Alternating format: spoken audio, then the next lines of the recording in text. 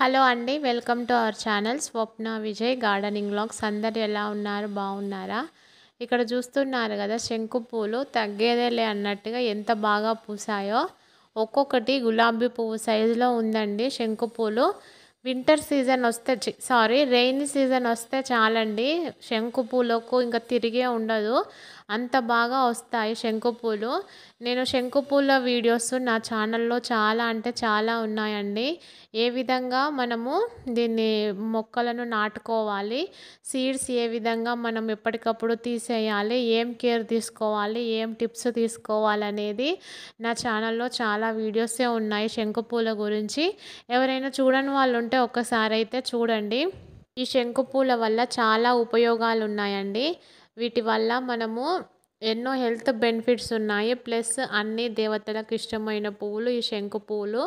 కాబట్టి ప్రతి ఒక్కరింట్లో ఈ శంకు పూల మొక్కనైతే పెంచుకోండి. రెయినీ సీజన్లో మట్టికి ఈ పువ్వులు బాగా పూస్తాయండి. కొంచెం సమ్మర్ సీజన్లో మట్టికి కొంచెం తగ్గిపోతాయి.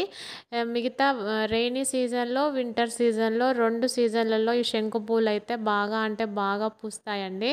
నేనైతే ఇక్కడ హార్వెస్ట్ చేసుకుంటున్నాను. ఈ శంకు పూల వీడియో కనుక నచ్చినట్లయితే ప్లీజ్ లైక్, షేర్, సబ్స్క్రైబ్ అండి. మరొక మంచి వీడియోతో మళ్ళీ కలుద్దాం. అంతవరకు ఉంటానండి. Thank you all. Have a nice day. Bye అండి.